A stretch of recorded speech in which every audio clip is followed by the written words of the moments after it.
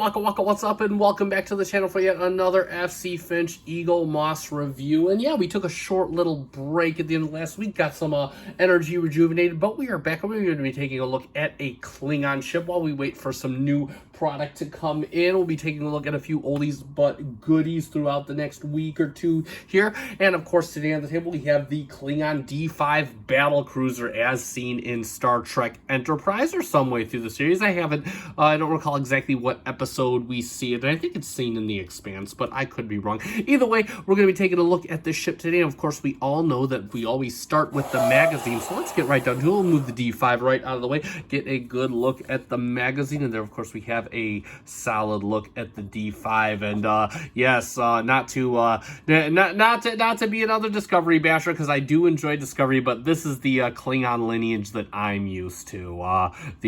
Just kind of the D4, the D5. This is what I'm used to. So either way, again, and I do enjoy Discovery. So I don't want people thinking, oh, I'm bashing Discovery. I do enjoy it, but I just never got on board with their Klingon ship. So I do like this lineage. And of course, we have a nice 3D render of the D5, and of course, Klingon D5 Battlecruiser, and Class D5, Operation 22nd Century, max speed warp 6, and a length of 155 meters. So very small ship, well, at least smaller than most Klingon ships. Then, of course, we have the base instruction. We have the Klingon designing the Klingon ship. We have Klingon history, and of course, we have a nice front orthographic view of the ship. Klingon Imperial Fleet operators.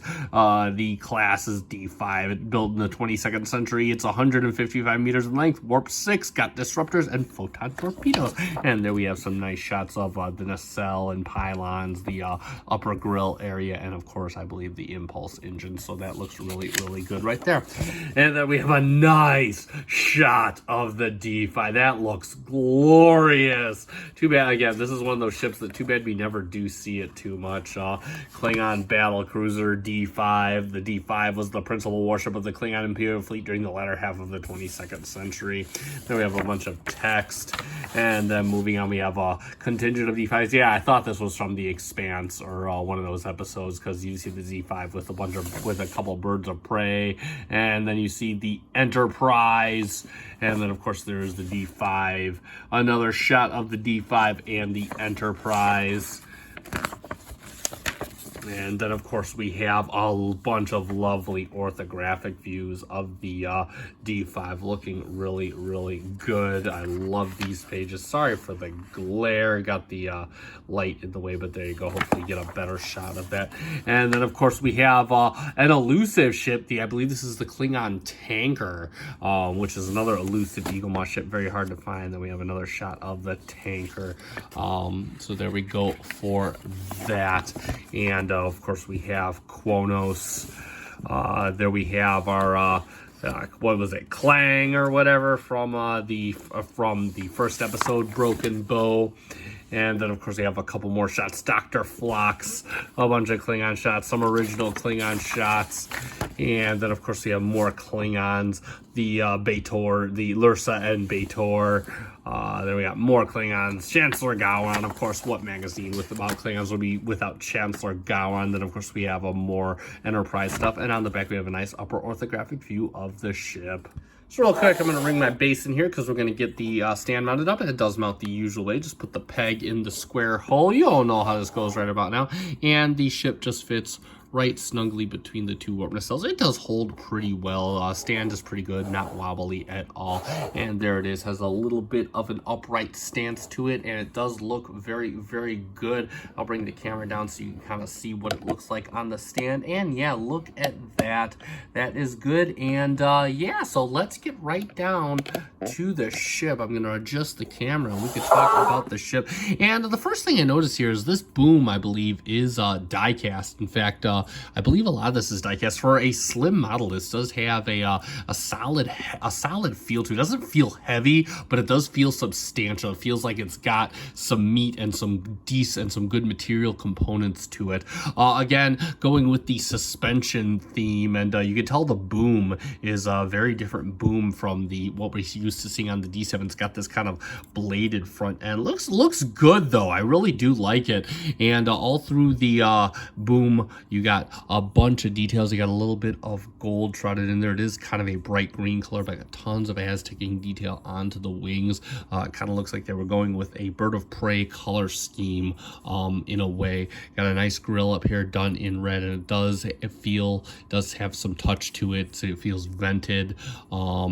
And then, again, you got these suspension. They do flex a little bit. Don't just gotta be careful with them. You got like a little piece of red here, most likely for the bridge module. And then if we go to the bottom, you can see tons of molded detail all along. You got some nice kind of, it's like a beige or a puke color. Looks really good. You got these cannons right down here. Look at that. That is some really good attention to detail. In fact, this is really nice considering you're never gonna look at this. Got more molded detail right down here. What I believe might be the impulse thrusters, or at least a back window, because this might be the impulse thruster. Got what appears to be, I guess, a couple auxiliary nacelles, or I'm not sure. I bet the magazine would tell me, but we all know I don't read those. Speaking of the nacelles, you got these down here, and wow, they are just loaded with molded detail. They feel of plastic. They got a little opening back here, and you can see a nice little touch of gold, but they feel really nice, really good model. Again, lots of molded detail on these nacelles. Got some vented detail right along here. Looking good and absolutely too cool. On the bottom of the boom, I believe you got your torpedo launcher right here. Looking good. Doesn't look like any nacelle misalignments. Of course, I typically have good luck with Klingon ships. That does look rather good, if I do say so myself. And there we have it from the side. And again, really good looking ship. And for a couple quick comparisons, we'll bring in the Enterprise NX-01. This is the Doug Drexler refit special edition model. I do have the standard NX-01, but it is the stand's broken, so it is gone to storage. There we have it. You could just kind of see how that looks out. Again, really good looking for two ships from a similar era. Let me kind of hold back so you can kind of see how they look together. I forget the length of the NX-01, but I believe the Klingon ship should be bigger, or at least the same size. Again, I forget the length, so if you remember the length off the top of your head, let me know in the comments, and that will surely be much appreciated. We can get a good look from the top here, and we'll put the NX-01 off to the side because we'll bring in the predecessor, the D4, and we can just kind of see a lot of the themes here. We can kind of see how the D4 kind of has that more D7 vibe. You can see it with the standard boom versus what we have on the D5. Looks like the D5 had like quite a bit of deviation from the standard design, which is really interesting. And again, yet it still looks right in the lineage. This is kind of the deviation I would have enjoyed in Star Trek Discovery. You can see again the nacelles, very different, of course, and then got the back end. Again, a lot of differences from the D4 to the D5. The D5 looks like that experimental ship that they tried and they worked with, and you know, there goes. Then again, the D4 isn't canon, so this is just a concept drawing. So, but either way, so there we have a quick comparison. So let's summarize, and there we have it for the Klingon D5 class battle cruiser from Eaglemoss, the official Starships collection. And yeah, this model is relatively easy to find. It's a pretty standard model, but it does look very good. It's got a really nice solid feel. I love the look of it. I love it how it kind of adapts with the Klingon design language of the day, but still kind of has different looks, kind of like an experimental ship, something they tried and they end up going back to what works. Lots of nice little subtle details of this model. I love the amount of molded detail, especially in the boom, and I love how it carries over the suspension design that we see on the D4. So yeah, overall, really good model. It gets a recommend from me, most definitely, and I believe you could still find this model on Master Replicas or realmerch.com. I know definitely it wasn't hard to find back when Eaglemoss was around, so I don't think it would be now. I believe the tanker variant is the one that people are after of this one. So again, if you're looking for something to build your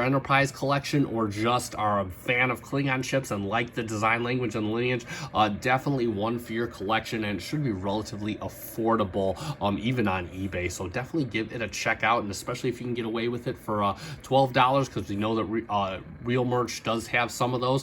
Definitely see if you can get those. I'll put a link to Master Replicas and Real Merch in the description down below, so you can check those guys out and definitely show them some love. They're out there getting the Eaglemoss product out for a reasonable price. sacrifice. And that being said, if you found this review fun and informative, consider hitting that like button instantly down below. Also consider subscribing to my channel if you're not subscribed already. Thank you so much to those of you that are. By the way, I do have a TikTok now. I just started uploading a few short videos, so we're going to start doing some short 5-minute reviews for that. Also check me out on Instagram if you're a Transformers fan. And that being said, that is going to conclude this review. Thank you so much for watching. Live long and prosper.